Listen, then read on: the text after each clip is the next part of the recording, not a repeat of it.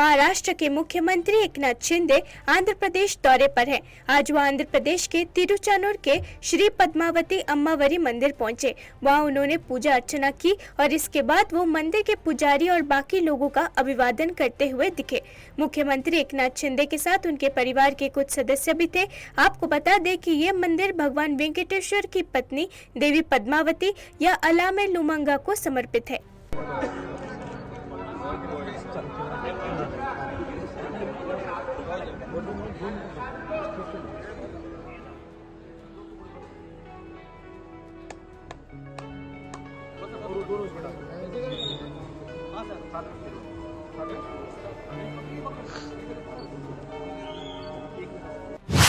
हिमाचल प्रदेश के ऊंचाई वाले इलाकों ने बर्फ की चादर ओढ़ ली है।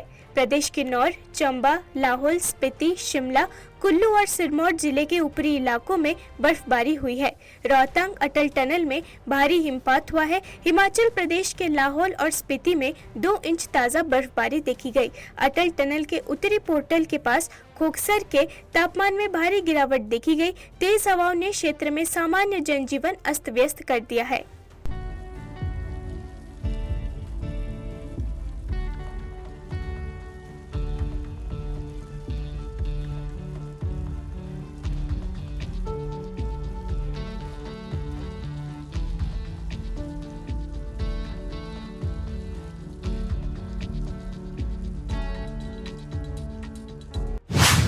केंद्रीय गृह मंत्री अमित शाह शुक्रवार को सीमा द्वार स्थित इंडो तिब्बतन बॉर्डर पुलिस परिसर में 62वें स्थापना दिवस समारोह में शामिल हुए। शहीदों को श्रद्धांजलि अर्पित करने के बाद उन्होंने परेड की सलामी ली। समारोह में मुख्यमंत्री पुष्कर सिंह धामी भी मौजूद रहे।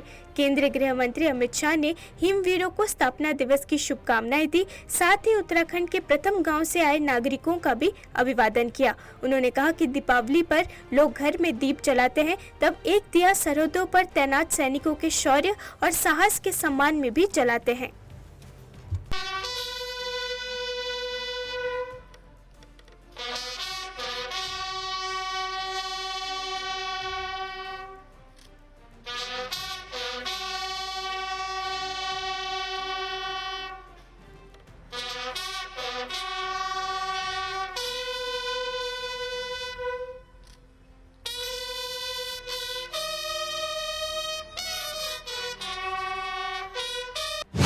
भारत के मुख्य न्यायाधीश डी.वाई. चंद्रचूड़ ने आज अन्य न्यायाधीशों के साथ भारत के सर्वोच्च न्यायालय के परिसर में मिट्टी कैफे का उद्घाटन किया। नवनिर्मित कैफे पूरी तरह से दिव्यांग कर्मचारियों द्वारा चलाया जाता है। कैफे के प्रबंधक दृष्टिबाधित हैं, उन्हें सेरिब्रल पाल्सी है। इस अवसर पर एक छोटे सांस्कृतिक समारोह का आयोजन किया गया, जिसमें दिव्यांगों ने प्रस्तुति दी। इस मौके पर राष्ट्रगान भी सांकेतिक भाषा में गाया गया था।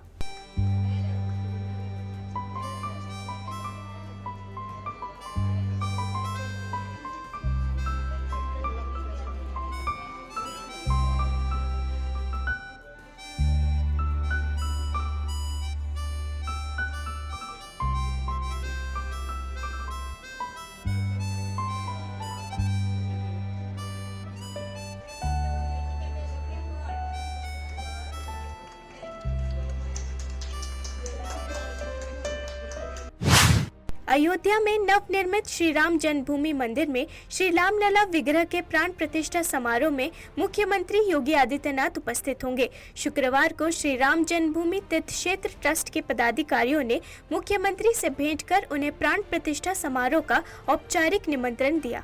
सीएम आवास पर हुई इस भेंट के बाद मुख्यमंत्री योगी ने अपने सोशल मीडिया अकाउंट पर लिखा, आज जीवन धन्य हो गया है, मन आह्लादित है। श्री राम जन्मभूमि तीर्थ क्षेत्र ट्रस्ट के सम्मानित पदाधिकारी स्वामी गोविंद देव गिरिजी महाराज, श्री चंपत राय जी एवं श्री राजेंद्र पंकज जी ने श्री राम जन्मभूमि मंदिर में भगवान श्री रामलला सरकार के नूतन बालरूप विग्रह की प्राण प्रतिष्ठा कार्यक्रम हेतु मुझे आमंत्रित किया है। आभार। जय जय सीताराम।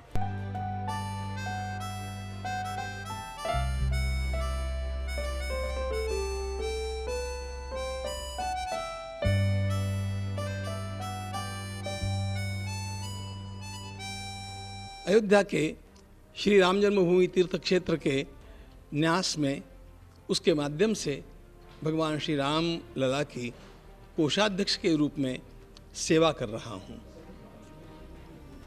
आज हम लोग यहाँ पर हमारे परम श्रद्धेय पूज्य योगी महंत आदित्यनाथ जी महाराज, पहला परिचय और दूसरा परिचय उत्तर प्रदेश के माननीय मुख्यमंत्री महोदय, इनका दर्शन करने और उन्हें निमंत्रित करने के लिए आए थे। मेरे साथ हमारे माननीय महासचिव चंपत राय जी भी हैं। हम लोगों ने आगामी 22 जनवरी के दिन अयोध्या जी में भगवान श्री राम। राजस्थान विधानसभा चुनाव के लिए मुख्य दो पार्टी भारतीय जनता पार्टी और कांग्रेस एक दूसरे के साथ आमने सामने हैं। राजस्थान के मुख्यमंत्री और कांग्रेस नेता अशोक गहलोत ने कहा कि भाजपा को एहसास है कि पश्चिमी राज्यों में उनकी सफलता की कोई संभावना नहीं है। उन्होंने कहा, राजस्थान में माहौल हमारे पक्ष में है। हमारी योजनाओं और कार्यक्रमों की चर्चा पूरे देश में हो रही है। भाजपा के पास कांग्रेस के खिलाफ कुछ भी नहीं है। यही कारण है कि वो गैर मुद्दों को मुद्दा बनाते हैं। वे समझ गए हैं कि उन्हें यहाँ कोई सफलता नहीं मिलेगी। साथ ने मेरा साथ भी दिया, क्योंकि जब टिकट नहीं मिलता तो कई बार वर्कर्स चाहते हैं कि हमारा उम्मीदवार बने, खड़े हो जाते हैं। पर मुझे खुशी है कि अधिकांश लोगों ने विड्रॉ किया है। माहौल हमारे पक्ष के अंदर है। राजस्थान में हमारी स्कीमों को लेके, योजनाओं को लेके पूरे देश में चर्चा है। इस बात का एहसास राजस्थान वासियों को भी है। इतनी शानदार योजना आई है जिससे कि केंद्र सरकार भी विश्लेषण करती है और अन्य राज्यों में चर्चा हो रही है। उदाहरण के रूप में 500 रुपये गैस सिलेंडर हमने किया तो केंद्र को भी 200 रुपये कम करना पड़ा, दबाव के अंदर आकर के। तो हमारे तमाम जो अप्रोच है चुनाव लड़ने की, वो तमाम है हमारी 5 साल की गुड गवर्नेंस, सुशासन। कोरोना के अंदर शानदार काम किया, अच्छे कानून पास किए, अच्छी स्कीम हमने दी है राजस्थान के अंदर। किसानों का अलग बजट पेश किया। 1 करोड़ लोगों को हम लोग पेंशन दे रहे हैं, बुजुर्गों को, विधवाओं को, निःसज्जनों को। छात्रों के लिए अलग स्कीम बनाई है, युवाओं के लिए अलग बना रखी है। तो 50 तरह की स्कीमें हैं। तो तमाम इलाके में समझो 100 यूनिट बिजली का हमने माफ कर। बिहार विधानसभा में शीतकालीन सत्र के दौरान अब जीतन राम मांझी का मुद्दा तुल पकड़ते जा रहा है। शुक्रवार को बीजेपी के साथ जीतन राम मांझी सीएम नीतीश के इस्तीफे की मांग कर रहे हैं।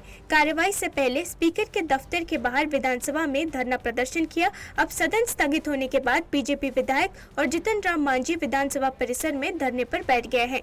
नीतीश से इस्तीफे की मांग कर रहे हैं।